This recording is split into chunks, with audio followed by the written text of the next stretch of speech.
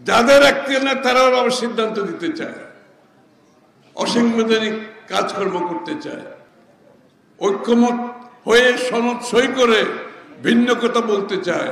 আমরা রাজনীতিবিদরা চাকরি পাওয়ার জন্য ইন্টারভিউ দিচ্ছি, চাকরি তো দেবেন আপনারা, জনগণ চাকরি দেবেন, তাই না? অনেক ষড়যন্ত্র, অনেক কর্মসূচি, অনেক কথা আমরা শুনতেছি। যাদের যে কথা বলার এখতিয়ার নাই তারাও বলতেছে। দুর্ভাগ্যবশত যাদের যে কাজ করার এখতিয়ার না তারা সেই কাজ করতে চাইতেছে, অসাংবিধানিক কাজ করছে, বেআইনি কাজ করছে।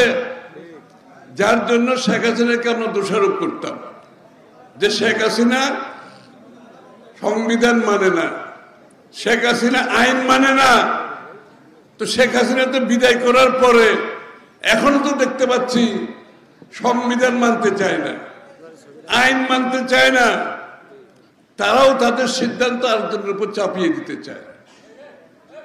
ঐক্যমতের কথা বলে 14 মাস পরে ঐক্যমত হলো, সনদ সই হলো, এখন তারপর আবার তারা তাদের মতো করে চলছে, অসাংবিধানিক কাজ করার চেষ্টা করছে। তাদের এখতিয়ার নাই, তারা বলছে আমরা সিদ্ধান্ত দেব। যাদের এখতিয়ার নাই তারাও আবার সিদ্ধান্ত দিতে চায়, অসাংবিধানিক কাজকর্ম করতে চায়, আইন ভাঙতে চায়, ঐক্যমত হয়ে সনদ সই করে ভিন্ন কথা বলতে চায়, আবার তার জন্য রাস্তায় গিয়ে আন্দোলন করতে চায়। এই জন্য কি শেখ হাসিনাকে বিদায় করা হয়েছিল? এই জন্য বিদায় করা হয়নি। জনগণের, এই দেশের মালিক হচ্ছে জনগণ। আপনার কিছু থাকলে আপনি আগামী নির্বাচনে জনগণের কাছে যান, জনগণের সিদ্ধান্ত নিয়ে সংসদে এসে পাস করে। আপনি তো জোর করে রাস্তায় নেমে এটা আরেকজনের উপর চাপিয়ে দিতে পারেন না। যেখানে ঐক্যমত হয়েছে ঐক্যমতের বাইরে গিয়ে নতুন নতুন কথা এনে নির্বাচনকে বাধাগ্রস্ত করার চেষ্টা করবেন না, নির্বাচনকে পিছিয়ে দেওয়ার চেষ্টা করবেন না। আপনার দাবি যেরকম আছে বাংলাদেশের প্রত্যেকটা রাজনৈতিক দলের দাবি আছে। এটার সুরাহা হচ্ছে একমাত্র আগামী নির্বাচনে প্রত্যেকটি দল তাদের দাবি নিয়ে জনগণের কাছে যাবে। আমরা হচ্ছে এখন চাকরি পাওয়ার জন্য আমরা ইন্টারভিউ দিচ্ছি রাজনীতিবিদরা। হ্যাঁ, আমরা রাজনীতিবিদরা চাকরি পাওয়ার জন্য ইন্টারভিউ দিচ্ছি, চাকরি তো দেবেন আপনারা, জনগণ চাকরি দেবেন, তাই না?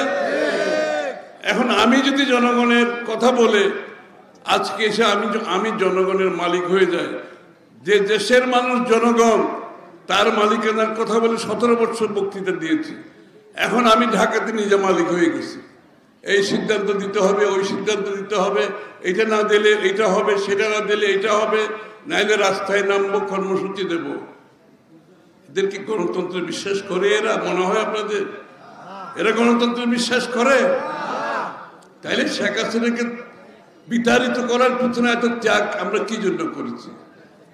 বাংলাদেশের মানুষের মালিকেরা ফিরিয়ে দেওয়ার জন্য। প্রত্যেকটি পরিবার প্রাথমিক স্বাস্থ্য সেবা বিএনপি ক্ষমতায় গেলে বিনামূল্যে বাংলাদেশের প্রত্যেকটি নাগরিককে পৌঁছে দেওয়া হবে। আপনারা চিন্তা করেছেন যখন প্রাথমিক স্বাস্থ্য সেবা প্রত্যেকটি নাগরিকের দ্বারগোড়ায় পৌঁছবে, প্রতি মাসে প্রত্যেকটি পরিবারের 5 থেকে 10 হাজার টাকা আপনি সেভ করতে পারবেন। বাংলাদেশের মানুষের স্বাস্থ্য সেবা দিতে না পারলে তাহলে আপনি নাগরিকের যে প্রতি আপনার যে কমিটমেন্ট সেটা কোথায় থাকবে? তার শিক্ষা স্বাস্থ্য নিশ্চিত করতে হবে। এদেরকে, জনগণকে বাংলাদেশের সম্পদে পরিণত করতে হবে। সম্পদে পরিণত করতে হলে তার স্বাস্থ্য নিতে হবে, সুস্বাস্থ্য থাকতে হবে, তার শিক্ষিত থাকতে হবে, তাকে দক্ষ শ্রমশক্তি হিসেবে গড়ে তুলতে হবে। তখনই আমরা যে বিএনপি আগামীর $1 ট্রিলিয়ন ইকোনমির কথা বলছি, 1 কোটি লোকের কর্মসংস্থানের কথা বলছি, বিনিয়োগ ছাড়া তো এটা হবে না, এটা বিনিয়োগ হতে হবে।